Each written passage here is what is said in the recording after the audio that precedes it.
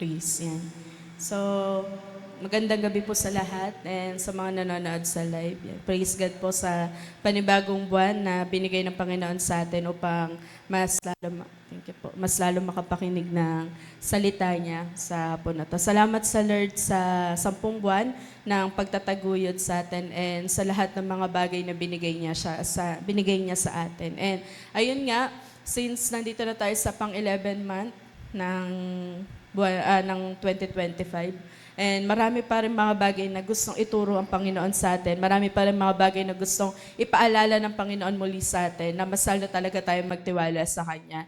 And ngayon, itong topic na to, actually, naalala ko nga din na message ko na to or ilang beses na tong nasasabi or na ituturo sa atin. And siguro na de-devotion nyo na rin to and na re-remind din kayo sa bagay na to. And I pray, bago tayo matapos sa gabing ito, maging reminder to ulit sa atin and maging tulong, lalo na kahit sa mga matatagal or sa mga bago pa, kung ano yung mga bagay na dapat nating gawin sa pagpipray, di ba? And isa to sa pinakakailangan ng mga tao ngayong araw or sa panahon natin ngayon, yung word na never give up, di ba? And syempre, iba yung impact ng word na never give up, iba din ang word kapag kami kasamang pray, 'di ba? Mas lalo nagiging positive and mas lalo nagiging maganda yung impact ng word na na more chances of winning yan, Ed. Yan. Mas lalo nagiging maganda yung word na never give up. Yun nga, dahil nga sa word or sa ginagamit natin na pray, okay? So bago tayo mag-start, pray muna rin po tayo. Let's pray. Aming Ama, Diyos sa buhay at dakila sa lahat, nagpapasalamat po kami, Panginoon, sa pagkakataon muli na ipinagkaloob mo sa amin. Salamat, Ama, sa patuloy na pagbibigay sa amin ng pagkakataon, Lord, na matuto muli sa iyong mga salita. Dalangin po namin, Panginoon, na sa mga oras na to, kasamahin kami ng banal mong Spirito, Lord God, na sa pag-aaral namin ng iyong mga salita, ay maintindihan po namin ang lahat ng ito, Lord God, magkaroon ng rema, Lord, na application, sa buhay ng bawat isa, Lord God. At itong mensahe na to, Panginoon, maging reminder din po, Panginoon, sa mga bago and even sa mga matatagal na po, Lord God, na patuloy, Lord, na lumalakad na sa buhay na bilang isang Kristiyano. Dalangin po namin, Panginoon, na mas lalo mo kami, Lord God, turuan at tulungan na dumepende sa inyo, Panginoon, na sa lahat po ng mga bagay na ginawa at gagawin mo pa po, Panginoon, sa aming mga buhay. Alam po namin, Lord God, ng lahat na ito, Lord God, na may purpose, Lord. Ang lahat na ito, Panginoon, ay part, Lord God, ng pagbabago, Panginoon, ng buhay namin, Lord God, para sa inyo. Salamat din, Lord God, dahil naniniwala po kami na itong gabing to, Lord God, ay tuturuan mo rin kami, Panginoon, na mas lalo pa, Lord God, mamuhay, Panginoon, sa pananalangin, Lord God, na maging part na talaga ng buhay namin, Lord God, na sa bawat oras, minuto, araw, Lord God, na nabubuhay kami, Panginoon, piliin namin, Lord God, ang mangusap, Lord God, sa inyo, dahil alam po namin, Lord God, na itong bagay na to makakatulong sa amin upang mas lalo namin magawa yung kalooban mo, Panginoon, sa buhay ng bawat isa. Pagpalain mo po yung mga anak mo, Lord God, na nandito sa lugar na to, and even yung mga manonood sa live o manonood pa, Lord, dalangin po namin na patuloy, Lord God, na magkaroon na encounter ang buhay ng bawat isa, na maranasan namin, Lord God, yung presensya mo kung nasan man po kami. At mas lalo namin maintindihan na lahat na ito. Bigyan mo po kami, Lord God, lagi ng wisdom, knowledge, and understanding. Buksan mo po, Lord God, ang aming mga spiritual senses, Lord God, nang sa gayon maging madali sa amin na tanggapin ang mga salita mo, Lord God, na magbabago na aming mga buhay. And thank you, Lord God, sa lahat pa ng ginawa at gagawin mo sa buhay ng bawat isa. And let the words of my mouth and the meditation of my heart be acceptable lagi, Panginoon, sa harapan mo, na itago mo ko, Lord God, sa likuran mo, na ikaw lamang siya makikita, Lord God, ng mga anak mo na nangungusap sa kanila. And salamat, Lord God, sa kapangyarihan ng banal na Espiritu na malayang kikilos sa buhay ng bawat isa. Sa inyo pong pinakamataas sa paburit, pasasalamat sa tayong pangalan ni Jesus. Amen. Yan. So yun nga, katulad nga ng sinabi ko kanina, isa to sa pinakakailangan natin nowadays, dahil nga marami mga tao na mamaya may mga matututunan tayo dyan. Ano ba yung mga kalaban din kapag once na nagpipray yung mga tao, ano yung isa sa mga nagiging hadlang at ano yung mga bagay na dapat nating gawin para matapatan yung bagay na yon. So yung pinaka-verse din na ginamit ko dyan, syempre alam natin yon, di ba, yung Luke 18:1, di ba, dito kasi binanggit na pray and never give up. And kung mababasa nyo po yan, parable kasi to ng persistent widow. Okay?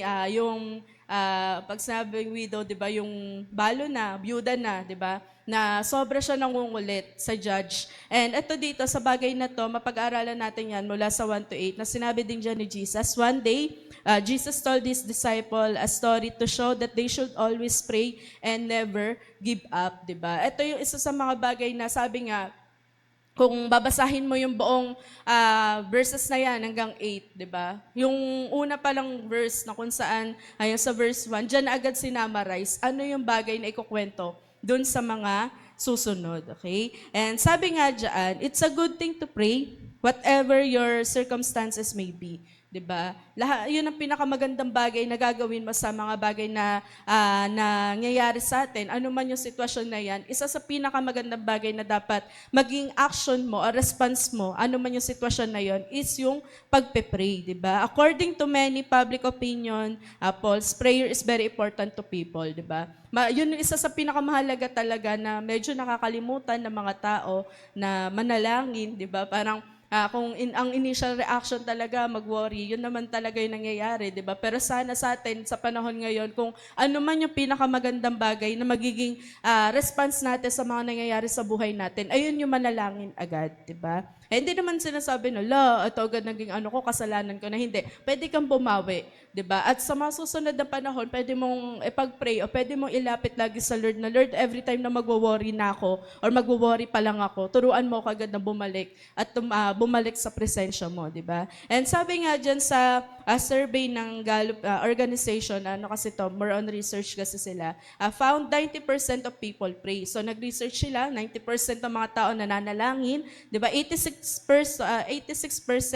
said they believe in God, di ba?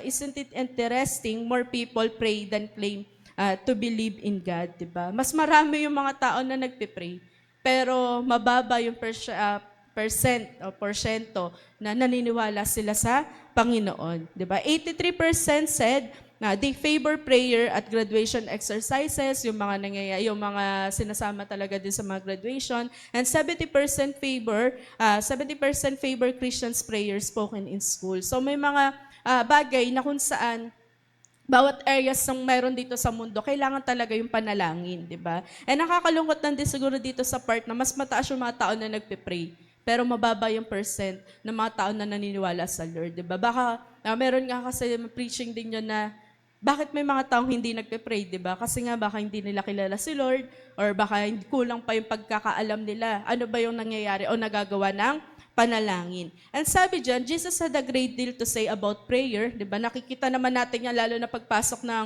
New Testament. Nagtuturo na talaga o nakikita na natin sa buhay ni Jesus paano siya manalangin. Diba? Though wala pa siya mga disciple na kasama nung una, pero sa umpisa pa lang, di ba, na nandun na siya o nagsimula na yung ministry o magsisimula na yung magagawin niya, lagi siya nananalangin, di ba? Di man nabanggit sa sa Bible yung mga unang ginawa niya no mga edad na 12 years old or mga 11, 10, di ba? Pero alam natin, umpisa pa lang ng buhay niya, nananalangin na siya o lagi na siya naka-connect sa Ama, di ba? Sa Panginoon. His disciple watch him, di ba? Pinapanood siya ng mga disciple ng mga kasama niya, di ba? Na laging ino-observe, ano ba yung ginagawa ni Jesus? Paano niya nagagawa tong miracles na to? Paano yung mga patay ay nabubuhay niya? Paano yung mga bulag na to ay nakakakita, di ba? Paano niya nagagawa yung mga bagay na to? Nakakatuwa kasi ang pinaka-alam din ng mga disciple na ang sekreto ng mga bagay na nangyayari o yung mga miracles na yon, hindi dahil sa magaling si Jesus, kundi alam nila na ang Panginoon o si Jesus mismo nagpe-pray lagi. Diba? Kaya ang isa sa mga bagay na hiningi nila o tinanong nila sa Panginoon o hiningi nila ng tulong sa Lord, diba? Lord, teach us how to pray. Diba? Hindi daw nila sinabi na Lord, teach us how to do miracles, diba? Or to teach or to love people, diba? Kundi ang pinaka-tinanong nila Panginoon, diba? Paano ba talaga manalangin, diba? Turuan mo kami manalangin. At doon, diba, sa verse 9 sinabi din yung Our Father, ganito yung tama pagpe-pray, Our Father who art in heaven, diba?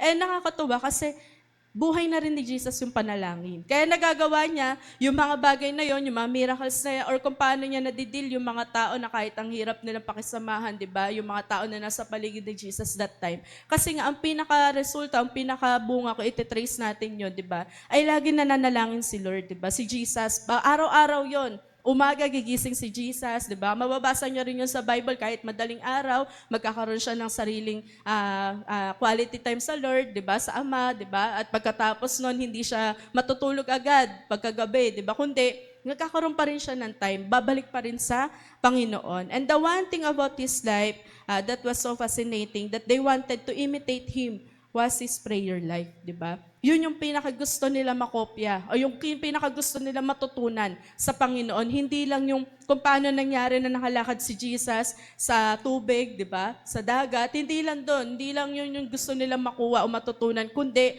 yung pananalangin, di ba? Kasi natutunan nila na ang sekreto ng lahat ng tagumpay is yung magpe-pray. 'Di ba? Kaya nga sa atin, 'di ba? Ano ba yung mga bagay na kailangan nating hingiin sa Panginoon at gusto natin magtagumpay tayo sa bagay na 'yon? Kuhain natin agad sa prayer, 'di ba? O ipag-pray natin. In sa Luke nga diyan na mababasa natin yung parable na sinabi ko kanina. And doon nga din sa bagay na 'yan, sinabi na ng Lord, 'di ba? Always pray and not give up. 'Di ba? Sabi mo sa katabi mo, pray and never give up, 'di ba? Yan. Kahit wala ka pang katabi, magkakaroon din yan ng laman dyan, may uupo din dyan, di ba? Ito yung isa sa pinakamagagandang bagay. Kung magno-notes ka nga lang kung magsa-story ka nga lang gawin mo na, mag-share ka ng Word of God, di ba? Huwag mo nang gawing diary yung notes mo na mababasa ng mga tao na pinagdadaanan mo, lalo na kung alam nilang Kristiyano ka, di ba?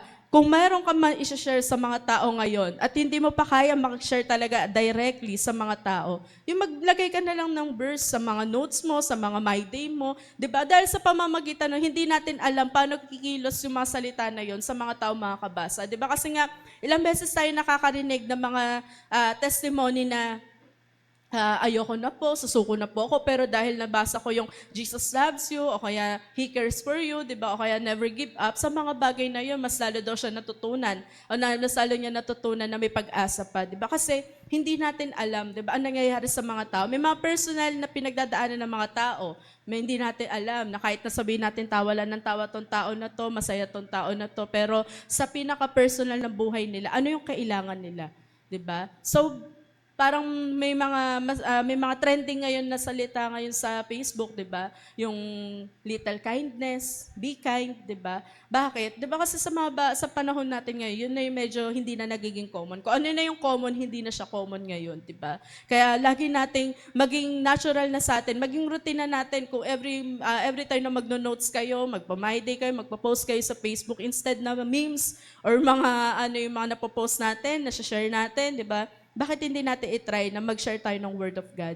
'Di ba? Bakit hindi natin i-try na i-remind yung mga tao na may Diyos pa, may pag-asa pa. Kaya pa natin mabuhay, kaya niyo pang magkaroon ng pag-asa, 'di ba? Sa tulong ng Panginoon. And you don't have to wonder about the meaning of this parable kasi nga doon pa lang sa umpisa ay binanggit na, parang sinamarize na ano yung magiging kwento ng parable na yon. Doon pa lang sa verse 1, 'di ba? Na sinabi ng Panginoon, 'di ba? Always pray and not to give up. And sabi nga diyan sa parable na 'yan, ano ba kasi meron dyan? Meron kasi diyang widow or meron diyang byuda na balo, na babae, na kung saan, sabi nga dun sa binasa ko, and sabi din sa mga Bible scholar, kaya ganito kakulit ng babae na to, yung balo na to, kasi nga, that time, yung panahon nila, hindi pantay-pantay o hindi na pantay talaga yung karapatan ng babae at lalaki. Mas pinapaboran din noong time nila yung mga mayayaman kaysa sa mga mahihirap.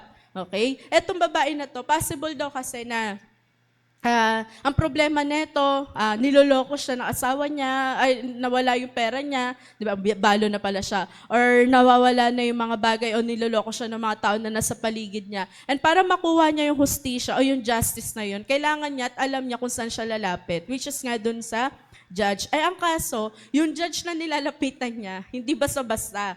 'Di ba? Sabi nga diyan, terrible judge, 'di ba? Anong meron doon, 'di ba? He didn't have any fear of God. Ibig sabihin yung tao na 'yon, wala talagang pagkatakot sa Diyos, walang pagkakilala sa Diyos. So ibig sabihin kapag ganun yung tao, expect mo na hindi ganun kaayos yung magiging trato talaga sa iyo, 'di ba? Kumbaga wala siyang sinisino, wala siyang kinatatakutan, 'di ba? Kaya makikita natin mismo dito sa part na 'yan, grabe din yung treatment niya sa mga nasa paligid niya, di ba? Nor did he care what other people thought about him, di ba? Wala siyang pakialam, makasakit man siya, yung judge na to, wala siyang pakialam doon.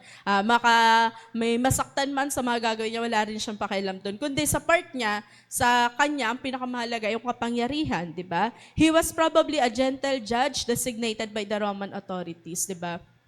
And soon malalaman natin sa mas malalim na pag-aaral, 'di ba? Bakit Gentile yung nilagay din, 'di ba, ng mga Roman? That time kasi naghahari talaga yung mga Romano, 'di ba? Kaya doon pala sa part na 'yon, makikita natin na ang pinaka-authority na sinusunod nila yung mga Roman, 'di ba? And diyan din sa part na 'yan, 'di ba, judges ships were sold and bought, 'di ba? And parang common na 'yon sa part ng mga sa panahon nila na yung mga judge madaling masuhulan. Yung mga judge, madaling mabigyan ng pera, 'di ba, para bumaliktad. Actually, kahit naman sa panahon natin ngayon, 'di ba, may mga ganong kaso pa din na nagagawang tapatan ng pera yung mga bagay na yun. And naniniwala kasi sila that time na tong judge na to, ganun siya, madali siya masuhulan, 'di ba? And make a good living from the bribes that were common, 'di ba? Our widow had no money to bribe this wicked judge. So alam natin na tong byuda na to, wala siyang pera eh. Kaya ang tanging paraan na ginagawa niya ay kulitin yung judge na to. 'Di ba? Kung mababasa niyo yan sa Luke 1-8, 'di ba, grabe na rin yung, para siyang sakit na nga eh, sa judge eh. Kasi kada lalapit siya, naiinis na yung judge, 'di ba? Meron ba kayo, parang ganito lang yan. 'Di ba, naka-experience na ba kayo na kapag nakikita niyo yung tao na yun, naiinis agad kayo? 'Di ba? Na-experience na ba 'yon na kapag naalala niyo yung tao na 'to, nagbabago agad yung mood niyo, 'di ba? Imbis na lalakad ka ng diretso, kaso nakita mo siya, mapapaliko ka, 'di ba? Yung mga ganon, sa part ng judge, dumadating na siya sa ganon na parang ayaw niya na makita tong babaeng 'to, ayaw niya na makulitan kasi nga grabe yung pagka-kulit ng babae na 'to sa kanya, 'di ba? So, her only recourse was to come before him repeatedly crying, 'di ba? Araw-araw na lang na ginawa ng Diyos, lumalapit na lumalapit yung babae na to doon sa judge, 'di ba? Kasi nga gusto niya magkaroon ng justice o ng hustisya sa bagay niya, 'di ba? Grant me justice against my adversary, grant me justice against my, 'di ba? Paulit-ulit, 'di ba? Kung tutuusin, kaya na siyang gawa ng script eh, 'di ba? Alam niyo ba yun yung parang lalapit yung tao tapos ito yung sasabihin niya. 'Di ba? So yung judge, alam niya na, familiar na siya na ito ulit yung sasabihin niya, 'di ba? He dismissed her claim, hindi niya tinutulungan, 'di ba? Kasi nga parang sa part siguro din ng judge, 'di ba? Parang mahirap lang to, 'di ba? Baka hindi naman seryoso 'yung nangyayari, 'di ba? Pero she kept, 'di ba, coming back. Paulit-ulit pa rin na bumabalik yung babae sa kanya. Constantly begging him for justice. He must have thought, 'di ba? Oh no, not her again, 'di ba? Kapag makikita yung to na naman yung mapapakamot kahit hindi makate, 'di ba? Na parang ito na naman, nakita ko na naman siya, 'di ba? So ganun na yung pagkairita ng judge dun sa babae. Dahil makikita natin din sa verse 5, 'di ba? Na inamin din naman nung lalaki, 'di ba? Na parang sabi diyan, 'di ba? Na parang nababother na siya, 'di ba? Parang gabi-gabi na lang, lagi na lang ng ganito. Kumbaga parang naiinis na yung judge sa ginagawa ng pangungulit nung widow, 'di ba? Sabi dito, the word translated bothering, 'di ba? Literally means to poke in the eye, 'di ba? Parang grabe na yung hindi na maganda yung epekto nun sa kanya kasi sobrang nakukulitan na siya. He was upset because she was constantly in his face. Siguro kahit saan siya pumunta, nakatayo doon. Di ba? Parang kinukulit siya, pupunta dito, nakatayo doon. Kumbaga, anino niya na yung babae, di ba? At paulit-ulit na nagiging parang musika na sa pandinig niya yung sinasabi ng babae sa kanya. And sabi dyan, this constant begging and nagging finally paid off. He ruled in her favor. Dahil nga sa sobrang nakulitan na yung babae na, yung judge, di ba? Finally, 'di ba? Nagdesisyon na rin yung judge na sige na nga, tulungan na natin 'to para manahimik na o kaya hindi na siya mangulit. 'Di ba? Now, there are at least 3 mamaya makikita natin at sa tatlong pag-aaralan natin. Makikita natin paano naging masigasig, matyaga yung babae, 'di ba, sa paglapit sa kanya. And sabi diyan, there are at least 3 important prayer principles Jesus taught in the parable. So makikita natin yung mga bagay na 'yon. And yung una, pakibasa 1, 2, 3, go. Yan. Isa to sa pinakamagandang bagay sa mga bagay, sa mga tao na nag-worry, nag-aalala. 'di ba? Actually, marami din mga tao na nakakaranas ng pag-aalala dahil nga sa kahirapan sa buhay, may mga bagay na pinagdadaanan, 'di ba? Yung mga bagay na hindi na nila mabago. Ang nangyayari, instead na magawa nila na makapag-pray, yun na yung nagiging parang default na ng buhay nila, mag-worry na lang. And sabi nga sa parable na yan, makikita din natin, 'di ba, na yung widow hindi lang siya nanahimik. Hindi siya umupo lang sa bahay, 'di ba? Na kung saan parang sige, baka mamaya matulungan naman ako. Hindi siya nag-antay, kundi ang ginawa niya, 'di ba? Lagi siya lumalapit, pinupuntahan niya yung judge kung nasan man siya, 'di ba? Nasabi nga diyan, then the only person who could help her yung judge, 'di ba? Kasi alam niya sa sarili niya na eto, kukulitin ko tong taon na to kasi eto lang talaga yung bukod tanging makakatulong sa akin, 'di ba? Number one na makakatulong sa akin, 'di ba? Kaya nga sa part na yan, makikita natin na kilala kasi ng babae kung sino yung nilalapitan niya na makakatulong sa kanya. And sabi nga dyan, in verse 1, di ba, dito makikita natin yung sinabi talaga ni Jesus na hindi talaga tayo dapat mag-give up. Di ba? Mapapagod, pero walang susuko. Magpapahinga, pero walang susuko, di ba? Pero lagi mananalangin. And makikita din natin sa version ng NASB, sabi nga dyan, pray and do not lose heart. 'Di ba? Kasi iba yung pakiramdam din na parang, alam mo yon, nasa paligid mo na yan, dami na magbibigay sa'yo ng dahilan na sumuko ka. Pero alam mo sa puso mo na may gagawin ng Panginoon, hindi mo yung basta-basta bibitawan. 'Di ba? And makikita natin yung word niya na give up, 'di ba? Yung sa Greek word niya ay enkenkao. 'Di ba? It literally means to be filled with bad thoughts. 'Di ba? So pag ang worry pala, ibig sabihin yung isip mo, mapupuno na siya ng mga bad thoughts. Kumbaga parang wala namang ganun, pero yun na yung nagagawa mo. Overthinking. 'Di ba? Na parang hindi naman yun yung mangyayari, pero na-advance mo na, naisip mo na, ay baka ganito, baka ganito. Kumbaga, nagsasangay-sangay na yung mga bagay na hindi maganda, 'di ba? And sabi dyan, worry is filling your mind with bad thoughts of the worst that could happen. 'Di ba? Na parang, eto yung mangyayari, tapos biglang yun agad yung naisip mo, 'di ba? Kaya nga minsan parang nakakatawa or tama, na parang ang hirap mag-search minsan sa Google, no? Pag masakit ulo mo, brain cancer ang lalabas. Sakit na naman ulo mo, 'di ba? Kumbaga, ang advance na, kaya may, ito na agad yung sakit, 'di ba? Kaya minsan, ang pinaka dapat na ginagawa natin, 'di ba? Wag mo na tayo mag-search agad, 'di ba? Na parang yun kasi, daw hindi naman sinasabi, ate, yun nga kasi yung mga sign. Ito na, may sign ka na ganito, ito agad, 'di ba? I-rebuke mo agad in Jesus name, hindi yun, 'di ba? Baka mamaya puyat ka lang, kaya masakit ulo mo, kulang ka lang sa tubig, kaya masakit ang ulo mo. Hindi natin agad dapat paniwalaan yung mga bagay na nababasa natin sa Facebook o kahit sa social media, 'di ba? Wag natin agad i-claim na ito yung sign na yun, ay baka ito na yun. Hindi, in Jesus' name, kailangan ano ka na agad, di ba? Instead na tignan mo na agad yung sintomas, punta ka na agad sa result o ano yung pwede maging solution doon sa problem, di ba? And doon natin makikita kasi na ganun na yun nangyayari. Na even yung social media or yung paligid natin, hindi na nagiging maganda yung mga bagay na tinutulong sa atin. Dumadating na tayo sa time na instead na ma-encourage tayo sa mga mababasa natin, ang mangyayari, wala, discouraged, di ba? Kaya hindi na rin tayo nabibigla kung bakit madaming tao na ganito yung nararanasan. Kasi nga, sa mga nakikita, and alam natin na iba yung klase ng nagagawa ng mata, di ba? Lahat na nakikita ng mata, nagmamanifest yan sa loob. Kaya kung etong matang to, puro ka negative, or kahit ano yung nakikita mo, ginagamit mo ng mata mo sa kung saan-saan, huwag ka na mag-expect kung ano magiging cause nun, or root cause nun sa loob mo, di ba? Pero kung etong mata natin ay ginagamit natin para sa Panginoon, 'di ba? Mag-expect tayo ng buhay lagi. Kasi nga ang mata, 'di ba, sinasabi, 'di ba, window ng buhay natin, 'di ba? Ito yung bintana eh. Kaya kung puro liwanag o yung salita ng Panginoon nakikita mo, yun yung mangyayari sa buhay natin, 'di ba? And sabi nga ni William Ward, ni parang William, sabi niya, worry is faith in the negative, 'di ba? So, in another point of view, pagdating sa worry, yung pag-worry, yun yung parang faith eh. Yung parang yun yung nagiging hudyat o yung mitsa. Basta yun. Yung mitsa ng paraan para mag-give up ka na, mag-worry ka na, 'di ba? Trust in the unpleasant assurance of disaster and belief in defeat. 'Di ba? Kapag ka nag-worry ka na, parang inumpisahan mo na, ay hindi, wala na magagandang mangyayari dito sa akin, 'di ba? Parang ganoon na agad yung kiniklaim mo, 'di ba? Kasi hinayaan mo yung worry na pumasok, 'di ba? O yung mga bagay na hindi dapat na pumasok sa isip mo. And sabi diyan, worry is a magnet that attracts negative circumstances, 'di ba? Once na ikaw ay nag-worry na, minsan pati yung bibig mo, ganun na yung nasasabi. 'Di ba? Kaya nga lagi nating isipin o lagi natin ingatan yung words natin. Kasi nga, yung words natin para tong DNA.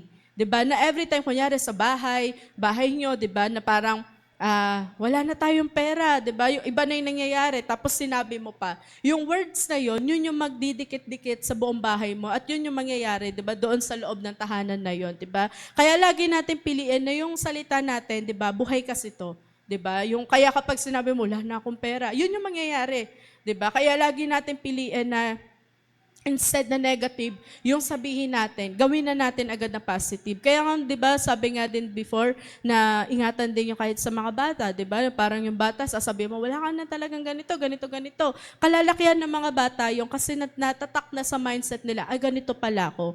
Ito kasi yung sinabi sa akin, di ba? Kaya lagi natin i-declare, di ba, sa sarili natin na kapag nagwo-worry tayo, hindi ko naman sinabi na mapipigilan nyo siya agad basta-basta. Pero magkaroon na agad tayo ng sense of urgency na kapag alam mo magwo-worry ka na, tapatan mo na agad ng panalangin, di ba? Worry is wasting today's time to clutter of tomorrow's opportunities with yesterday's troubles, di ba? Makikita natin na instead na mag-worry ka ngayon, katulad ng ginawa ng widow, di ba? Na parang, wala nang tutulong sa akin, ayaw na akong makita ng judge na yun, ayaw na akong tulungan nun, di ba? Hindi siya na natahimik o hindi siya na nahimik basta-basta na wala nang tutulong. O sige, yaan ko na to, hindi. Kundi nagkaroon siya sa part niya na instead na mag-worry siya, mag-alala siya o kainin siya nung negative na yun, nilabanan niya. 'Di ba? In action, in faith, 'di ba? Gumawa siya ng paraan para mangyari yung bagay na hinihingi niya, which is nga yung justice, 'di ba? Kasi nga ang worry daw, para lang tong rocking chair. Kita na kayo ng rocking chair, yung tumba-tumba, yung mga ginagamit ng lola, 'di ba? Lalo na sa probinsya meron 'yon, 'di ba?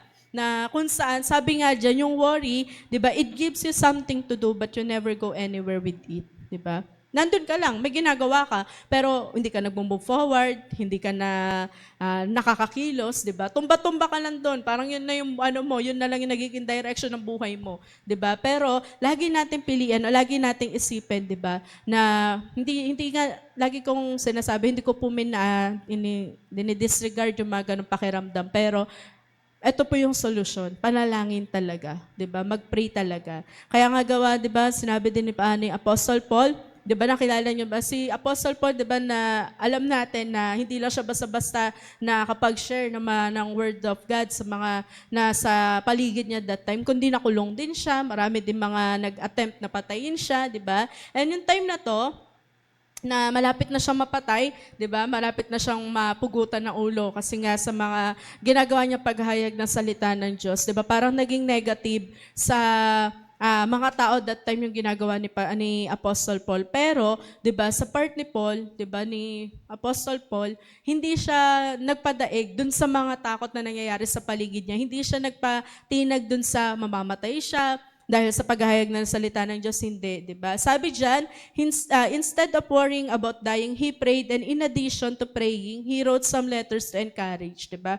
Christians to pray instead of worrying. 'Di ba si Apostle Paul kasi, yung Philippians, 'di ba? Nagawa niya 'yun sa kulungan yung Bartolina. And 'di ba sabi nga daw, sabi sa atin, 'di ba, na yung Bartolina na 'yon, hindi siya basta-basta kulungan na nakakatayo yung tao, kundi ang pinakatanging magagawa lang niya doon ay nakaluhod, nakaupo. Hindi siya yung makaunat, 'di ba? Kasi nga maliit lang yung lugar o yung kulungan na 'yon, 'di ba? Pero nakakatuwa kasi kahit nasaan man nilagay ng Panginoon o saan man napunta si Paul, hindi naging dahilan 'yon para mabawasan yung encouragement o yung pagtitiwala niya sa Panginoon, kundi, 'di ba, nanalangin siya at nanalangin dun sa lugar kung nasan siya. And sabi nga doon, about after daw ng pag-encourage niya o pagpipray niya, nakapagsulat pa siya ng mga encouragement letters, 'di ba, sa mga tao.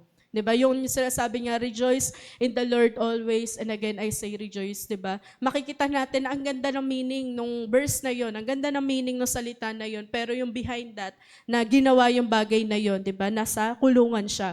'Di ba? Parang kaya ba natin 'yon? Kaya pa ba natin na gawin 'yon na parang sa hirap ng mga nangyayari sa buhay mo, ang pinakatanging masasabi mo pa rin, 'di ba, ay yung mag-rejoice at magtiwala pa rin talaga sa Panginoon, 'di ba? Parang actually ngayon niya parang sa Book of Job ako ngayon. Sabi ko kati Dipolte, na ano ako dito, may istakata ako dito, pero in Jesus name, parang ano talaga, pinipilit ko siyang itawid, di ba? Parang, kasi nakikita ko yung buhay ni Job, and makikita mo doon sa mga ginagawa, sa mga ginawa din ni Job, na ang initial response niya talaga ay purihin pa rin ang Panginoon. Di ba? Kahit na sinabi ng asawa niya, sumpain mo na yan at mamatay ka na, hindi. Di ba? Parang sabi, parang mang na babae kung magsalita. Di ba? Parang ganun pa yung sinabi niya doon. Di ba? Kasi alam ni Job na ang lahat ng meron siya ay bigay ng Diyos. At ang Diyos lang din ang kayang kumuha, ang kayang bumalik o magbalik nun sa Kanya. Di ba? Kaya ang pinaka nangyari doon na sa dami ng mga nangyari sa buhay niya, lagi ang mapipicture out nga natin talaga si Job din at saka si Paul, di ba? Na parang nawala na yung 10 anak niya, nawala na yung hanap buhay niya, yung kayamanan niya, tapos ganun pa yung circle of friends na nangyari. Positive naman kasi mga kaibigan naman niya sa umpisa na nahimik, di ba? Pero sa bandang uli, parang ang daming sinabi. May point yung iba, pero hindi siya timely sa situation ni Job. Diba? Pero makikita natin doon sa buhay pa rin niya na never nawala yung tiwala niya sa Panginoon. And yung integrity pa rin nga niya, yung pinaglalaban din niya. Kasi nga nagtiwala siya sa Panginoon. Kaya nga lagi natin piliin na instead na mag-worry, Lord, mag-worry na hindi. Magpe-pray ako in Jesus' name, may gagawin ang Panginoon, di ba? And makikita natin sa Philippians 4, di ba? Remember these words were penned by a man sitting in a dark, depressing dungeon, di ba? Yung sulat na to ni Paul, di ba? Ginawa siya sa lugar na kung saan madilim, di ba? Hindi biro yung lugar na nandoon, di ba? Pero nakapagsulat siya at sinabi pa niya sa The Message na translation, di ba? Don't fret or worry. Instead of worrying, pray. Diba? Instead of worrying, pray. Let petitions and praises shape your worry into prayers. Diba? Yung bagay na yon, kung meron magagawin yung worry sa atin, sana i-point tayo lagi sa Panginoon. Diba? Before you know it, a sense of God's fullness, everything coming together for good, will calm and settle you down. Diba? Yun lagi maging response natin, o initial reaction talaga natin, mag-pray. Diba? I-overcome natin yung worry, mag-worry ka na, tapatan mo na siya agad ng panalangin, diba? Kung wala man masabi yung labi mo na panalangin, yung puso mo, kaya niyang tulungan na ipag-pray ka, diba? At meron pa rin nagpe-pray sa atin, diba? And when you face a challenging circumstances, you have two choice, dalawa lang, yung bagay na mapagpipilian natin. Una, you can lose heart. Maaaring mawala na, magpakain na tayo sa mga nangyayari, di ba? Pero sabi dyan, let worrisome thoughts control your mind. Or yung pangalawa, you can pray about it, di ba? Mamimili ka, ano yung mga bagay na gusto mo mangyari, o ano yung bagay na magpapadaig ka. Hayaan mo na lang ba na matalo ka na ng problema mo, mag-worry ka, di ba? Matalo ka ng sakit na yan, matalo ka ng mga bagay na yan, di ba? O ipagpipray mo, di ba? Yung bagay na yun. Di ba, wag na tayong dumating sa part na lagi nating isipin, hindi, go against, go with the flow. No, hindi na uso yung ganung bagay, di ba? Bilang isang Kristiyano, we are going to go against the flow lagi, di ba? Labanan natin yung mga nangyayari o binibigay ng buhay, di ba? Labanan natin na may panalangin. You should pray and not worry because the God of the Bible loves you and cares for you. Lagi mong piliin na lagi mong isipin, mahal ako ng Diyos. Diba? Sa kabila man ng mga kasalanan na nagawa natin sa Panginoon, never yon naka-apekto sa pag-ibig ng Diyos sa atin. Lagi po natin yung tatandaan. Diba? Na salamat sa Lord kasi kahit sa dami ng kasalanan na nagagawa natin, ang Panginoon hindi tayo tinatawag sa kasalanan, kundi sa pangalan pa rin natin. Dahil alam ng Panginoon na may kaya pang mangyari o kaya pang mabago yung buhay natin. Diba? Kaya lagi natin piliin na isipin na mahal ako ng Diyos. Kung ano man yung sitwasyon na nandoon ka o na pagdadaanan mo ngayon, ano man yung sitwasyon na hindi mo kayang i-share sa iba, nahihirapan ka kasi ganito na yung nangyayari sa'yo, tandaan mo, mahal ka pa rin ng Diyos. Hindi nakadepende sa kakayahan mo, sa pagsunod mo, di ba? Hindi nakadepende sa kaya mong gawin sa Panginoon yung mga bagay na yung umpisa pa lang minahal ka na ng Panginoon at hanggang ngayon mahal na mahal pa rin tayo ng Panginoon. Pangalawa, pray persistently, di ba? Nandun na yun, makikita natin sa character talaga ng widow to, nang gaano siya katyaga 'di ba, ka-persistent, yung talaga nilalaban niya kahit anong mangyari, saan man mapunta, pupuntahan ko tong judge na to, 'di ba? Kasi makikita natin diyan kung paano siya na nagmamakaawa, lumalapit, 'di ba? Paulit-ulit sa judge, 'di ba? Para lang ibigay yung hustisya na kinukuha niya, 'di ba? And sabi diyan, she didn't just ask once and say, "Let me know what you decide," 'di ba? Hindi natin nakita o never natin 'to makikita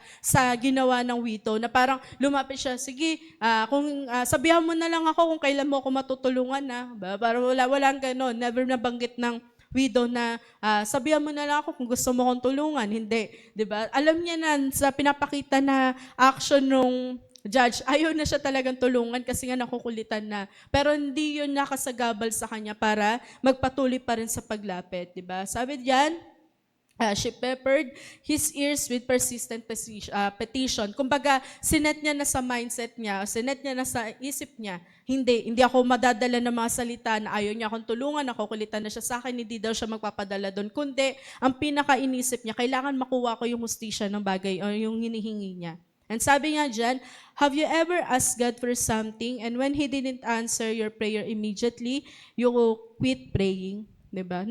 Nagkaroon na ba tayo ng ganitong part ng buhay natin na sobra natin pinagpipray yung bagay na yun, pero dahil hindi sinagot ng Lord yung panalangin natin, ayaw na natin siya ipanalangin.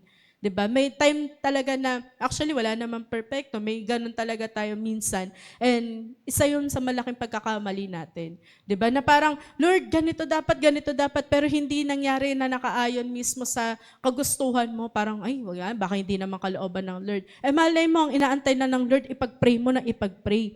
'Di ba? Kasi ang prayer natin, hindi naman siya instantly meron agad talaga. Tinitignan pa rin ng Lord, kaya mo ba tong i-handle ngayon? O kaya mo ba tong pahalagahan ngayon? 'Di ba? Titignan ng Panginoon yung sitwasyon na kung yung bagay na hinihingi mo ay makakabuti sa'yo, ibibigay ng Panginoon. Pero kung alam niya na sa mga bagay na hinihingi mo ay riwara ka, di ba? O mapapahamak ka, magkakaroon ka ng kasalanan, di ba? Hindi yan ibibigay o i-allow ng Lord sa buhay natin, di ba? Kaya piliin natin lagi na sa lahat ng mga bagay na nangyari sa buhay natin, lahat ng to, di ba, ay gawa pa rin ng Panginoon. At mabuti pa rin ng Diyos kasi kahit na ano man yung sitwasyon, di ba, na nangyayari sa atin, whether kagustuhan man natin yung natatanggap natin o hindi, alam natin na kasama pa rin natin ang Panginoon. Di ba? Kaya nga ano man yung panalangin na yon, na gusto mo madala yung pamilya mo, gusto mo magbago yung tao na to, gusto mong gumaling dito sa sakit na to, gusto mo makaahon dito sa bagay na to, huwag mong sukuan. 'Di ba? Hindi agad natin susukuan kasi hindi man ngayon sa mga susunod na taon, sa susunod na araw, makikita mo yung resulta ng pinapanalangin mo. 'Di ba? Kaya nga lagi yung isipin kayo mismo, 'di ba? Resulta kayo ng panalangin namin dati, 'di ba? Hindi man namin alam mo nabanggit to, sino man yung ano mukhang meron to, ano yung pangalan nito, hindi. Pero alam namin na ang lahat, 'di ba? At ang bawat isa ay bunga ng panalangin. And the most effective prayers in the Bible are those that were prayed persistently, 'di ba? Kung magbabasa tayo ng Bible, makikita natin yung mga characters sa Bible na yung mga tao mismo, 'di ba, nakakuha talaga ng mga kasagutan sa panalangin nila. Ay yung mga lagi talaga nagpe-pray or persistent sa pagpe-pray. 'Di ba? And makikita natin yun dun sa buhay din ni David na kung saan nabanggit niya diyan sa Psalms 55, I call to God and the Lord saves me, 'di ba? Evening, morning, and noon, 'di ba? Umaga, tanghali, gabi, 'di ba? Nananalangin siya, umiiyak siya sa Panginoon, 'di ba? Dahil sa nangyayari or nararamdaman niya. And He hears my voice, 'di ba? Ano man yung bagay na yan, huwag mo sukuan. Panalangin mo na ipanalangin yung mga bagay na yan. Di ba? Walang imposible sa Lord. Humihingi ka ng bahay. Ibibigay ng Lord yan. Alagaan mo sa prayer. Gusto mo ng ganitong bagay? Kapag alam ng Panginoon na makakabuti at makakatulong sa'yo sa paglilingkod mo sa Kanya, ibibigay ng Panginoon yan. Kaya lagi natin piliin na ibabad sa prayer. Gusto nyo makasama yung family nyo na makapagsimba? Pag-pray nyo. 'Di ba? Huwag yung tigilan sa pagpe-pray, 'di ba? Ano man yung mga bagay na 'yon na nakalimutan natin. Nakaka-touch nga. Kasi lahat ng mga prayers na nabanggit natin sa Lord, minsan na nakalimutan na natin. Ang Panginoon, hindi niya nakalimutan 'yun. Nire-remind tayo na lagi ng Lord, 'di ba ganito yung pinangarap mo sa akin dati? 'Di ba sabi mo ganito yung gusto mo mangyari kapag nagkaroon ka ng ganito, magiging ganito na, 'di ba? Lahat ng 'yon, iniipon ng Lord at alam ng Lord lahat ng mga bagay na sinabi mo sa Kanya. 'Di ba? Ang gusto ng Lord, makita sa atin talaga na tsinatsaga natin yung mga bagay na yun sa panalangin at ginagawan din natin yung sarili natin. 'Di ba? Nakikipagtulungan tayo sa panalangin na yun sa pamamagitan din ng actions natin, 'di ba? Kaya lagi natin piliin na manalangin, 'di ba? David wasn't one of those one a day vitamin prayer, 'di ba? Hindi natin makikita kay David to simula nung pinili siya ng Panginoon hanggang sa naging hari siya, 'di ba? Nananalangin lagi si David. Kahit ngayong to the point na papatayin na siya ng anak niya, 'di ba, ni Absalom, pero nanalangin pa rin siya sa Panginoon, 'di ba? He was an all-day prayer, 'di ba? Ayun yung meron si David, 'di ba? Pinagpe-pray niya ng pinagpe-pray o binabanggit niya lagi sa Panginoon yung mga bagay na gusto niya o yung mga bagay na hinihingi niya. Pangalawa, 'di ba? Isa din to sa bagay na matututunan natin sa Bible, si Hannah, 'di ba? Anong meron kay Hannah, 'di ba? Ito yung nanay ni Samuel, 'di ba? Na kung saan hindi kasi siya magkaanak, 'di ba? Ilang taon bumabalik siya sa templo para manalangin, 'di ba? And sabi diyan, ayan, for many years she prayed and prayed to have a child. Kasi nga gusto niya na rin magkaanak. Do sabi nga mas mahal na kahit na mawalang anak, mahal siya na asawa niya. Pero iba kasi yung pakiramdam nun sa babae kapag nagkaroon sila ng anak. Kumbaga para sa part niya, blessing talaga yon sa Panginoon, 'di ba, para sa kanila. And after her prayer was unanswered for years, she didn't say, well, it must not be God's will for me to have a child, 'di ba? Ano man yung bagay na nangyari sa kanya, kahit paulit-ulit hinihingi niya sa Lord na, Lord, gusto ko na magkaroon ng anak, ganyan-ganyan. Hindi yun yung naging hudyat, 'di ba? Kahit ilang taon pa siya nag-spend doon sa templo, 'di ba? Hindi yun hindi siya nagkaroon ng part sa sarili niya na baka hindi talaga will ng Lord na magkaanak ako. 'Di ba? Kaya minsan napagkamalan siya lasing, 'di ba? Kasi nga yung mga sinasabi niya, 'di ba? Nagpe-pray siya doon, pero makikita natin, 'di ba? Na dahil sa pagpe-pray niya, ilang taon man inabot yung pagpe-pray niya, nagkaroon ng kasagutan yung Panginoon sa panalangin niya at binigyan siya ng anak na kung saan siya yung pinaka-greatest prophet, 'di ba? At all times, 'di ba? Nung time nila David, 'di ba? Which is si Samuel, 'di ba? At after noon, 'di ba, nakakatuwa kasi alam ni Hannah na bibigay ng Lord din yung anak na yon. At alam niyo ba, after ilang taon na nakasama niya yung anak niya, yun yung anak ay inoffer niya sa Lord. At nanirahan si Samuel sa templo dahil pinaglingkod mismo, tinulungan ni Hannah din talaga na makapaglingkod si Samuel. Kumbaga, inoffer niya sa Panginoon yung anak niya, 'di ba? Na makapaglilingkod to sa Panginoon, 'di ba? And dahil doon nagkaroon ng kasagutan. Ang pangalawa, 'di ba? Kahit si Paul, makikita rin natin sa mga New Testament o sa mga sinulat niya kung paano din siya humingi ng tulong sa Lord na tulungan siya na ma-overcome yung turn of the flesh, 'di ba? O yung mga nararanasan niya. Kasi tayo mismo, hindi pa tayo perfect. Again, hindi tayo perfect. May mga nararamdaman pa tayo, nararanasan pa tayo na temptation o gusto pa nating gawin to kasi nasa katawan pa talaga tayo, 'di ba? Pero sa ginawa ni Paul, 'di ba? Nagmamakaawa siya lagi sa Lord na lagi siyang tulungan, mawala yung ganitong pakiramdam, 'di ba? Mawala yung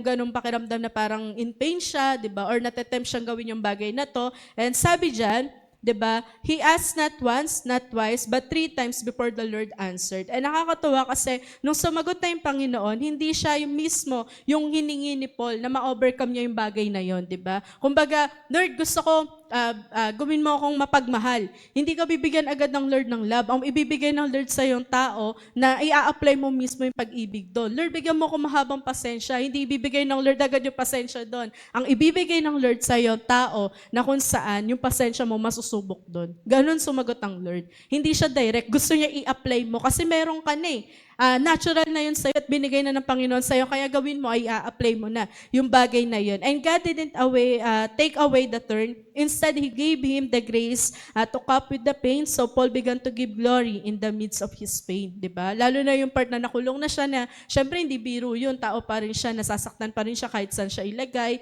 nakakaranas pa rin siya ng pagod, 'di ba? O nang hirap doon sa mga lugar, kahit ikulong siya, iharap siya sa mga tao, 'di ba? Nakakaranas pa rin siya ng ganung pakiramdam. Pero ang binibigay ng Lord lagi sa kanya, 'di ba?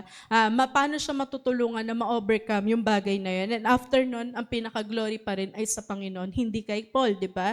And makikita natin na grabe yung naging buhay ni Paul, naging effective talaga siya sa paghahayag ng salita ng Panginoon. And even Jesus prayed 'di ba? Kahit si Jesus, makikita natin kung gaano siya dinanalangin, 'di ba? Kung makikita natin o mababasa natin sa buhay mismo ni Jesus, 'di ba? Kung gaano naging parte talaga ng buhay niya. 'Yun yung sinasabing literal na hininga o naging paghinga na niya ang panalangin, 'di ba? On the night, kahit din yung crucifixion niya, he was in the Garden of Gethsemane, pouring out his heart to his Father. 'Di ba? Ito yung time na kung saan makikita rin natin, 'di ba?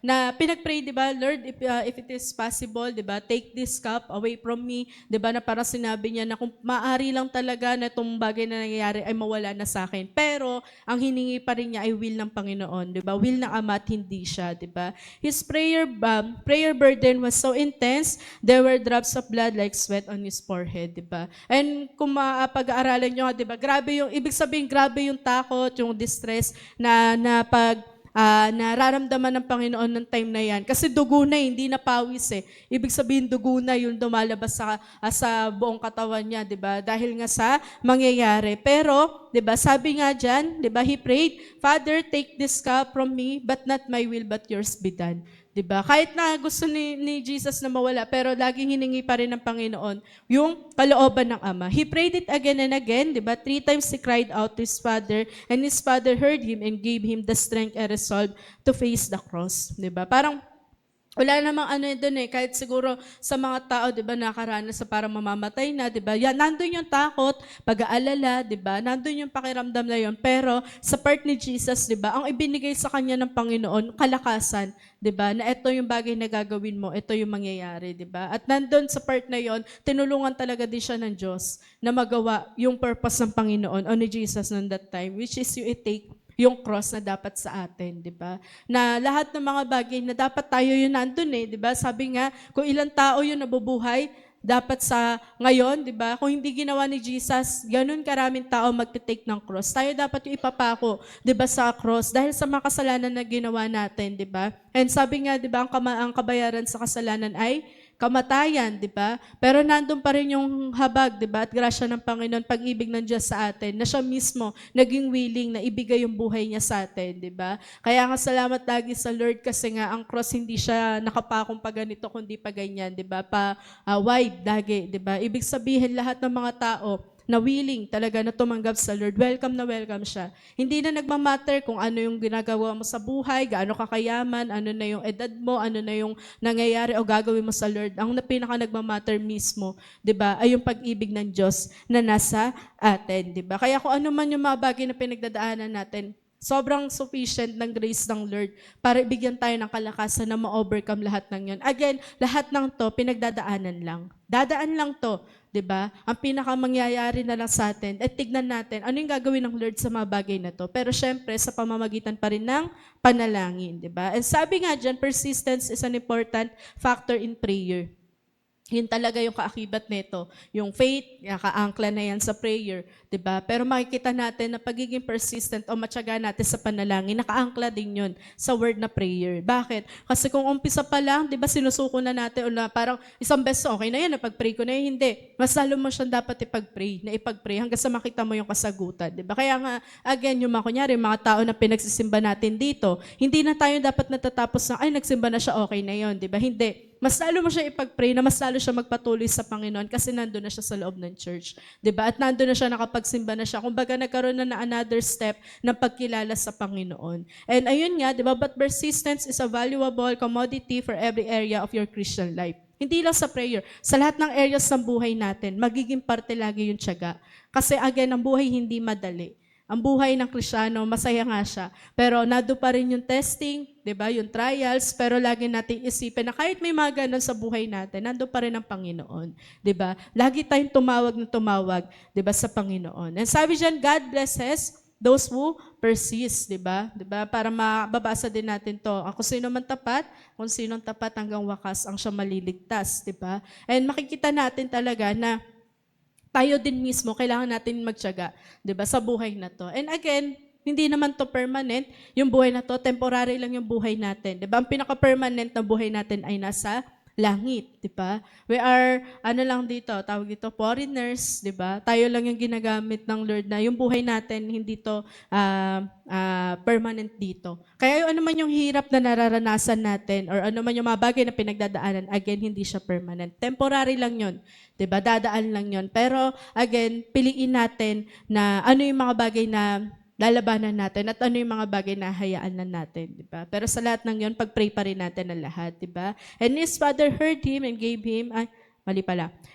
Yan. You may be facing right now, don't give up. Diba? So whatever you are facing right now, don't give up. Lagi mo sabihin sa sarili mo, hindi ako give up. Parang may palabas na give up tomorrow ba yon? Parang, basta may ganun ako napanood, diba? Parang kung mag-give up na bukas na lang. Tapos sasabihin niya kinabukas, kung mag-give up ako bukas na lang. Kung mag-give up ako bukas na lang. Kasi hindi na siya nag-give up. Diba? Nawala na sa vocabulary niya yung word na give up. Kaya sabi nga ni paring George din, the great point is never to give up until the answer comes. Actually, itong kwento na to, nakaka-touch din to. Kasi si George, ano pa to? Muller.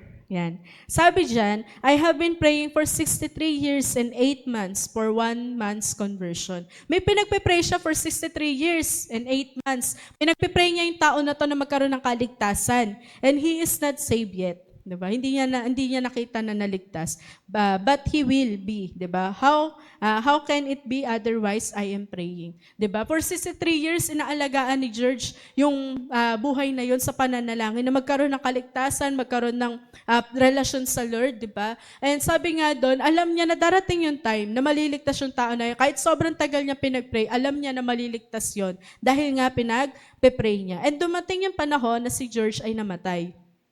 And the man was still not saved. Hindi pa rin niya na-witness. So, hindi niya nakita na naligtas yung tao na yon. Pero, nung ibababa na mismo yung casket o yung tawag dito, kabaong mismo o yung na yung katawan ni George doon sa baba, di ba, doon sa paglilibingan, the man repented of his sin and trusted Jesus as his Savior. Di ba?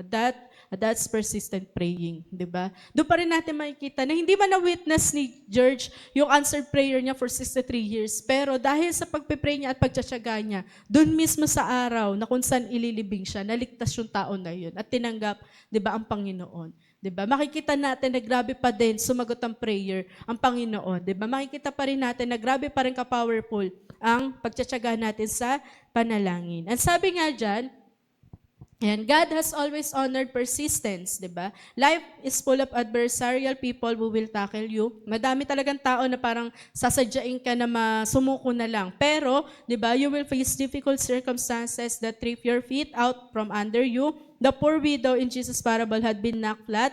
Diba? Nakita natin yun. Diba? Na ang dami ng mga tao siguro din sa paligid ng babae na to. Wag ka nang hindi ka na nga pinapakinggan eh. Diba? Wag mo nang ituloy, wag mo nang i-push, hindi ka na nga pinapansin. Diba? Pero hindi yun yung naging cause para mawala yung bagay na hinihingi niya o para sumuko siya. And sabi judge, she got up and persistently made her request to the judge. Diba? Kaya lagi natin ipanalangin. At makikita natin yung sagot na yun sa mga susunod na panahon, sa tamang panahon ng Panginoon. Diba? And pangatlo, never ever doubt. Diba? Sabihin nga natin, never ever doubt. Pray positively. Diba? Pray positively. So sabi dito, in this parable, we are represented by the widow, di ba? Yung tayo mismo, di ba? Yung mga parable kasi, ito yung mga kwento sa lupa na may kahulugan ng panlangit, di ba? Tinuturo natin to sa outreach, di ba? Yung mga parables na tinuturo ni Jesus, kwento siya dito, pero ang kahulugan ay panlangit. And sabi nga tayo, nire-represent natin, o dapat natin represent yung character mismo bilang widow. Hindi in terms ng ganun yung sitwasyon, kundi yung pagiging matyaga niya, pagiging masigasig niya sa pananalangin o sa paglapit doon sa judge, di ba? She didn't worry and she was persistent in her request. Kumbaga, wala sa vocabulary na itong babae, di ba, o ng widow na mag-worry. Pero, nandun sa kanya yung pagiging matyaga sa paglapit, di ba? But is God like that crook judge, di ba? Parang, dito kasi sa part na to, kung tayo mismo nire-represent natin yung widow, ang Panginoon nire-represent niya yung judge. Pero, magkaiba sila. 'Di ba? Hindi sila parehas. Hindi sila parehas ng ugali na ang Panginoon, 'di ba? Tatanggihan ba tayo sa panalangin o hindi ba tayo papakinggan, 'di ba? And sabi nga diyan, does he have to first start and course before he will answer your prayers? Kumbaga, antayin ba ng Lord na parang mahirapan ka, mag-beg ka, magmakaawa ka na bago niya sagutin ang panalangin mo? Hindi ganoon ang Panginoon, 'di ba? And sabi diyan, parables not only contain comparison but contrast as well. Dito pinapakita na yung tao nga dito, kung yung judge na yan, 'di ba? Wala siyang pagkakakilala sa Panginoon, wala siyang pakialam sa mga tao sa paligid niya. Pero sinagot niya yung panalangin ng babae. What more pa yung Panginoon na sobra tayong minamahal, sobra tayong pinapahalagahan.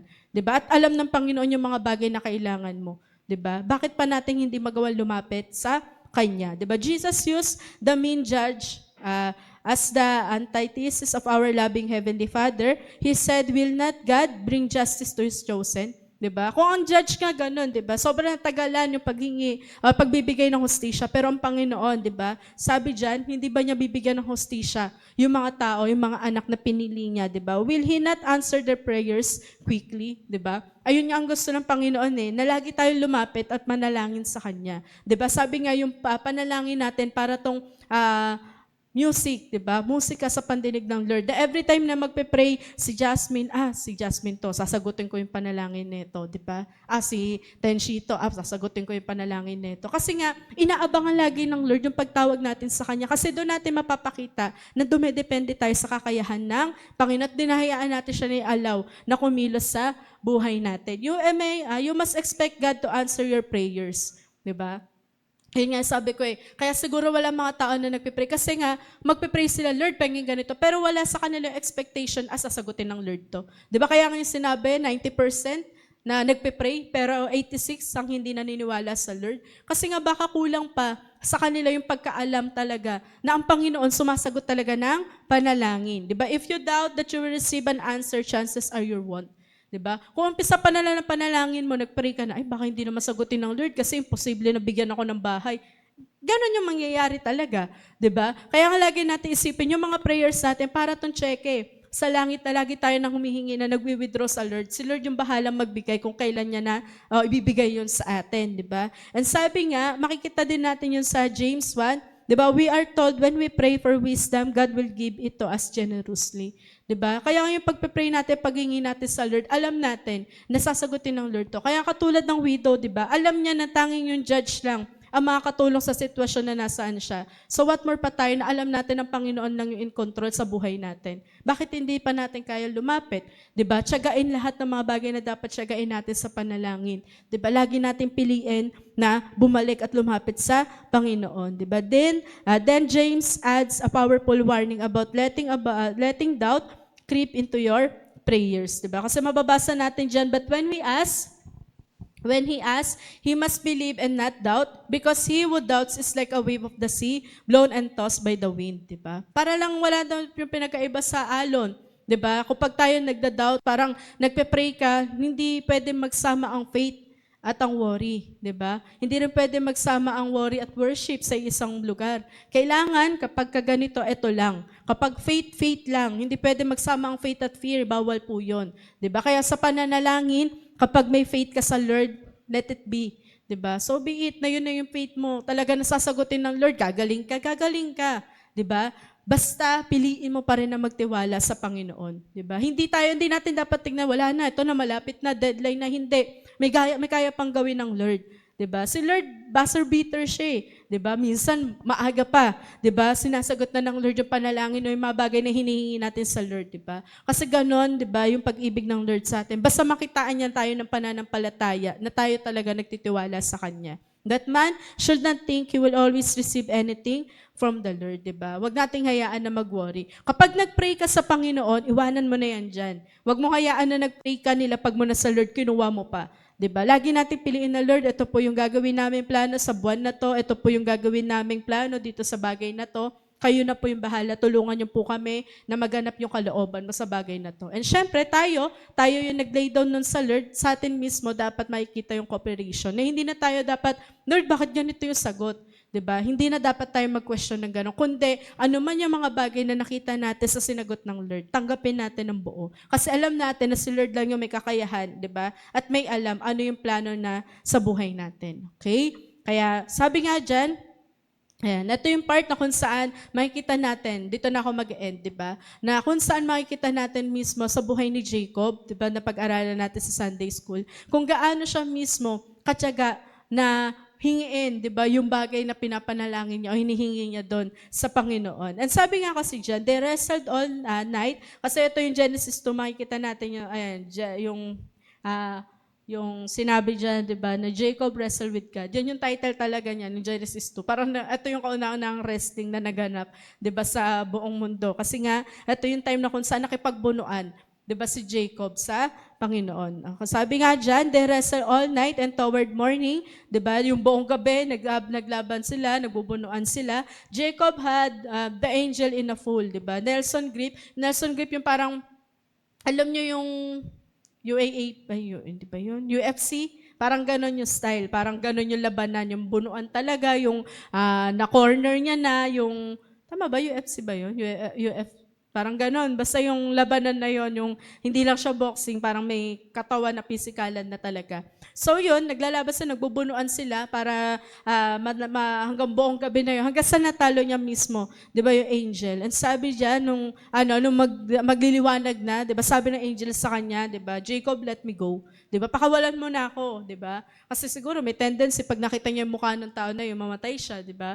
Kasi pinoportray nga niya na yung Diyos, di ba? Kaya sabi niya, pakawalan na siya. Ayaw pumayag ni Jacob. Sabi nga dyan, the mighty angel could have tossed Jacob off in heartbeat, but God was teaching Jacob and us a valuable lesson about the power of persistent, tenacious praying. Diba? Doon sa part na yun, kapag sinabi, pakawalan na, okay, sige, pakawalan. Hindi. Parang sa part ni Jacob, hindi siya dapat makawala hanggat hindi niya binibigay yung bagay na hinihingi ko. Diba? At doon sa bagay na matuturuan tayo ng Lord, na Lord, hindi ako titigil na ipanalangin tong taon to na magbago hanggat hindi ko siya nakukuha. Yung panalangin, o hindi ko nakikita yung bunga ng panalangin. Diba? And sabi dyan, imagine Jacob hanging onto angel. And that angel, he said, I won't let you go until you bless me, di ba? Parang kung imagine natin, siguro nakasabit na siya sa di ba? Sa katawan na tong tao na to, para wag na siyang, anghel na to, para wag na siya pakawalan, di ba? At ang naging sinabi mismo ni Jacob, hindi kita pakakawalan, di ba? Until you bless me. Diba? Ganon din, Lord, hindi ako titigil sa panalangin na to hanggat hindi ko po nakukuha yung pagpapala o yung bagay o kasagutan sa panalangin na to. So the angel said, okay. Tinanong siya ng pangalan niya, Jacob. And sabi dito, diba, your name has been Jacob, which means grabber o yung deceiver, diba? Dahil nga sa naging buhay niya, from now on, you will be named Israel, diba? Which means Prince of God, diba? So nakikita natin na dahil sa bagay na hiningi ni Jacob, lahat ng mga nangyari sa kanya, binago din talaga ng Lord. Yun ay naging turning point nga din niyang buhay niya. Diba? Na hindi na siya magiging deceiver, hindi ka na magiging manloloko, hindi ka na masamang tao, diba? Kundi ang magiging pangalan mo, eto na. Diba? At sa pangalan na to, dyan nakalagay yung purpose mo para mabuhay ka pa. Diba? Kaya lagi natin pilihan at isipin din na huwag natin bitawan basta-basta. Yung mga bagay na, alam ko may mga nilalagay ang Panginoon sa isip natin, sa isip natin ng mga tao, sa puso natin ng mga tao, na sinasabi, huwag mo siyang sukuan. Diba? Sino yung mga tao na yun? Ano yung bagay na yun sinasabi ng Lord na huwag mo itong sukuan? Diba? Ilaban mo to sa panalangin, iluhod mo to sa panalangin, kasi may gagawin ako dyan. Mukhang imposible sa atin, oo, pero sa Lord posible lahat ng mga bagay. Diba? And sabi dyan, what a great prayer lesson have you ever Have you ever grabbed onto God in prayer and begged Him saying, I'm not going to quit praying until you answer me. Diba? Kaya ngayon mamaya, diba, magkakaroon tayo ng personal prayer or even kahit sa bahay, i-practice nyo to. Kada magpe-pray kay Lord, hindi ako tatayo sa lugar na to hanggat di ko na-encounter yung presence mo. Kung yung iba nararamdaman ka na, ako gusto ko maramdaman ka din, di ba? Na laging ganun, maging prayer natin na, Lord, hindi ako aalis dito hanggat hindi ko nakukuha yung sagot mo. Na parang yung sinabi nga, di ba, ni Moses, na Lord, hindi ako pupunta sa lugar na yun kung wala ka. Di ba? Kung hindi mo kami sasamahan. Sana ganun din tayo, na lagi natin napiliin i-acknowledge yung presence ng Lord sa buhay natin sa pamamagitan ng panalangin. Di ba, na Lord, hindi ako magdedesisyon sa bagay na to hanggat hindi ko po niluluhod sa'yo, hindi ko nilalapit sa'yo, di ba? Lord, hindi ko gagawin yung bagay na to hanggat hindi mo sinasabi. Di ba? Sana maging gano'n, na kada kikilos tayo, hindi tayo robot sa harapan ng Lord, kundi pinipili lang natin na ma-please siya sa buhay natin, which is hinihingi nga natin yung kalooban niya. What is God trying to say to you personally? Di ba? Ano yung mga sinasabi ng Lord? Personal realization, revelation ng Lord sa inyo ngayon.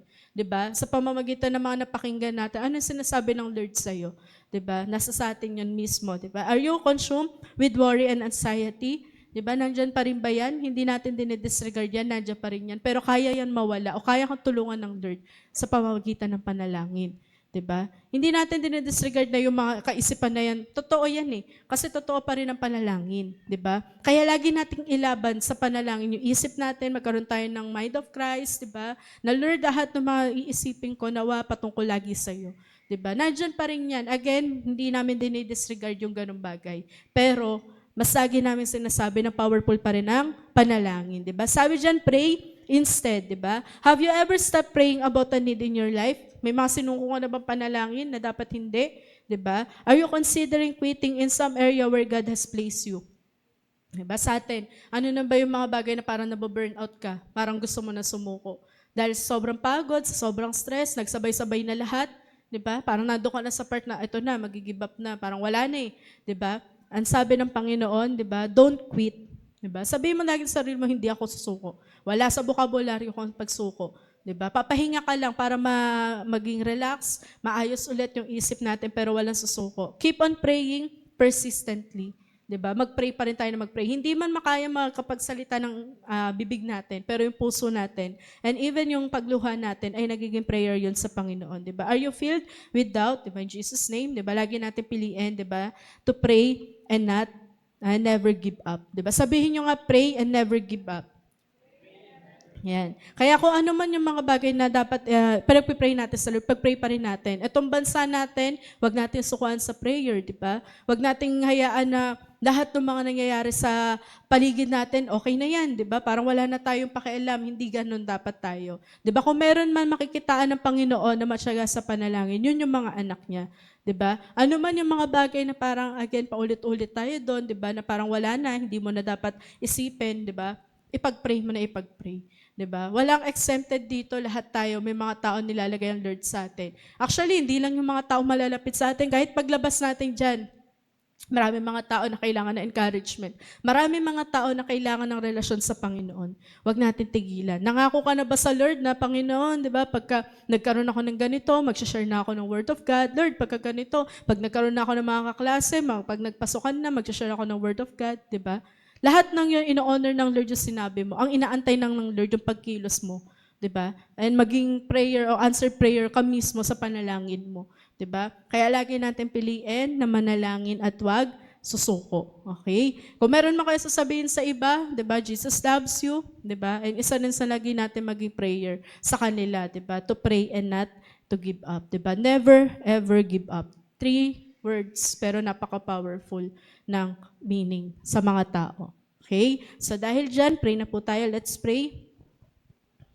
Aming Ama, Diyos na buhay at dakila, sa lahat nagpapasalamat po kami muli, Lord God, sa pagkakataon na pinagkaloob mo sa amin. Salamat, Ama, sa natapos, Lord, na paghahayag ng iyong mga salita. Salamat din po, Panginoon, dahil alam po namin, Lord, na yung mga salitang to, mensahe mo, Lord God, ay nagkaroon to ng impact, ng rema sa buhay ng bawat isa. We are praying, Lord God, na patuloy na tulungan mo kami na dumepende sa inyo. Huwag namin kalimutan, Lord God, yung manalangin, Panginoon, dahil alam po namin, Lord God, na ito yung pinakamabisaring paraan upang marinig namin, Lord, yung kalooban mo sa aming mga buhay. Salamat, Panginoon, dahil alam po namin, Lord God, na in control ka pa rin sa lahat na nangyayari sa buhay ng bawat isa. Kaya dalangin po namin, Panginoon, na tulungan mo kami na magkaroon, Lord God, ng puso, Panginoon, na punong-puno ng pag-ibig sa inyo.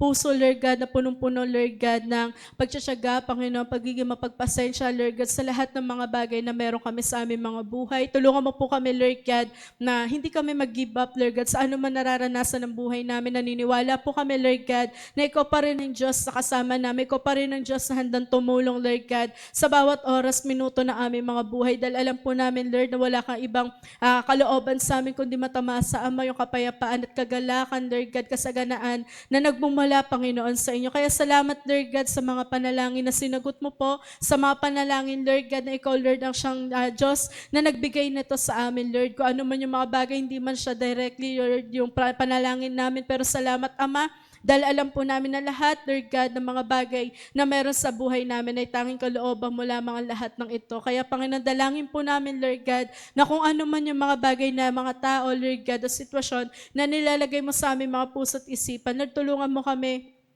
na hindi namin to bitawan sa pananalangin, Lord God, kundi mas lalo kami, Lord, magkaroon, Lord, ng perseverance, Lord God, persistence, Lord God, sa lahat ng mga pananalangin namin, Panginoon, sa inyo. Dalangin po namin, Lord God, na kung ano yung mga bagay na dinidesire, Lord, pinapanalangin ng mga anak mo, magkaroon po ito ng kasagutan sa pangalan ni Jesus. Lahat ng to, Lord God, ay i-align mo, Panginoon, sa kalooban mo, Lord God, nang sa gayon, Panginoon, maging kagustuhan din namin, Lord, na maganap yung kalooban mo sa aming mga buhay. Salamat din, Panginoon, dahil alam po namin, Lord God, ikaw ang Diyos na tapat, Lord God, na may kayang gawin, Panginoon, sa buhay ng bawat isa, Lord. Dalangin po namin na even, Lord God, yung aming bansa, Lord God, ang bansang Pilipinas, Lord, ang bansang hinirang mo. Dalangin po namin, Lord God, ng pagpatuloy, Lord God, ng pagre-revive mo, Lord God, magkaroon ng revival, Lord God, sa lugar na to, sa buong bansa, mula Luzon, Visayas at Mindanao, Lord God, na kung ano man yung nangyayari, Lord, maging wake-up call to, na mas lalo kami tumawag at tumipende sa tunay at buhay na Diyos. At salamat, Panginoon, dahil ikaw yung Diyos, Lord God, nakakasama, Lord, sa buhay ng bawat isa, Lord God, kahit saan man, Panginoon, sa buong Pilipinas, sa buong mundo, ikaw pa rin ang Diyos, Lord God, na magpapalakas, Lord, sa mga anak na tinawag mo, Lord God. Kaya dalangin po namin, nabigyan mo kami, Lord,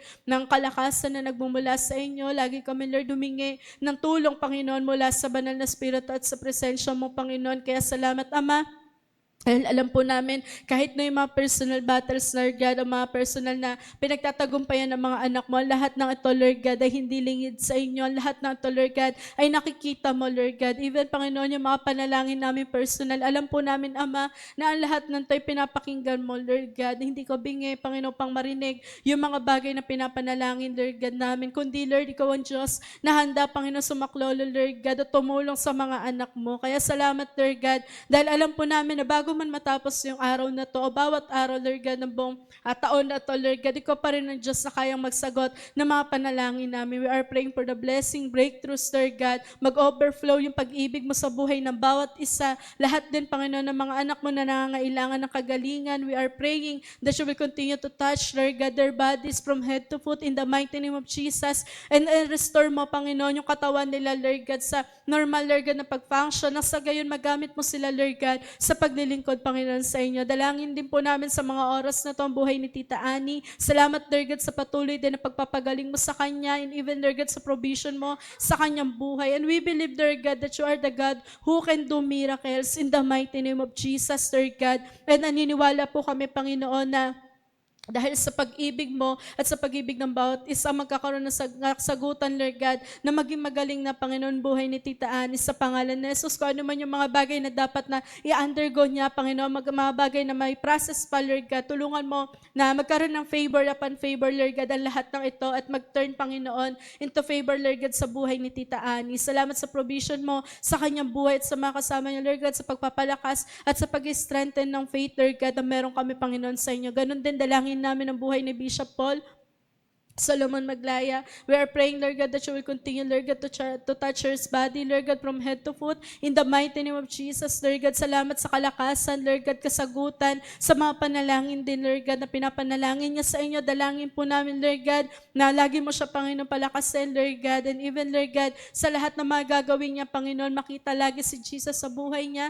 We are praying, Lord God, na anoint mo po siya lagi, Panginoon, and ikaw pa rin, Lord God, ang magbukas ng maraming mga opportunities, Lord God, na maghayag siya, makapaghayag pa siya ng mga salita mo. Salamat, Lord God, sa mga answered prayers din, Lord God, na ibibigay mo po, Panginoon, sa kanilang buong pamilya, kay Shemi, kay Ate Irish, kay Kaya, Panginoon. Salamat, Lord God, sa pag-strengthen mo, sa mga provision mo din, Lord God, sa kanilang mga buhay, sa mga bayarin sa kanilang tahanan, and even, Panginoon, sa mga kailangan nila sa pang-araw-araw. Salamat, Lord God, sa patuloy na pagpaprovide mo, Panginoon, sa kanila, and even sa mga anak mo na nandito, o yung mga nanonood sa live. Salamat, Lord, dahil nakikita mo lahat ng mga pangangailangan namin, maliit man o malaki. Kaya salamat, Ama, dahil alam po namin, Lord God, na ikaw ang Diyos na kaya mag-provide ng mga pangangailangan ng mga anak mo, Lord God. At alam po namin, Lord, na ang lahat ng mga sasidlan, lagayan, Lord God, sa aming mga tahanan, Lord God, ay kaya mo pumpunuin ng pagpapala na nagbumula sa inyo, Lord God. Even yung mga wallets ng mga anak mo, we are praying, Lord God, na ikaw, Panginoon, na magbibigay ng laman sa lahat ng ito, na magamit, Lord God, bilang pagpapala, Lord God, para sa kaharian mo. Salamat din, Ama, sa mga bagay pa na kaya mo ibigay sa amin, Lord God, sa mga miracles, Lord God, unexpected blessings, Lord God, breakthroughs, Lord, na ipagkakaloob mo, Panginoon, sa buhay ng mga anak mo. And even, Lord God, sa mga nag-aaral, Lord, dalayan ko po ang kalakasan sa kanila at sa pag-aaral nila, magkaroon ng favor, Lord God, magkaroon ng maraming achievements, Lord God, na sa gayon makita nila yung tunay na Diyos na kumikilos sa buhay nila, Panginoon. At pagkaroon din sila, Lord God, ng tapang na maghayag ng mga salita mo kung saan man po sila na sections, Lord God, o schools na nilagay. Alam po namin, Lord God, na lahat ng to ay may dahilan at kaya mo po silang gamitin, Lord God, upang makapaghayag ng salita mo sa mga lugar na yon, Lord God. Even sa mga nagtatrabaho, dalangin po namin ang kalakasan mo rin, Lord God, sa kanilang mga buhay, Panginoon, na even, Lord God, sa pagtatrabaho nila ay mas lalo, Lord, maging mabungal lahat ng ginagawa ng kanilang mga kamay, Panginoon, and even, Lord, yung mga pinapanalangin nila, mag-increase ng salary in the mighty name of Jesus, Lord God. Alam po namin, Lord, na magiging posible ang lahat ng ito. Salamat din sa pagiging asin at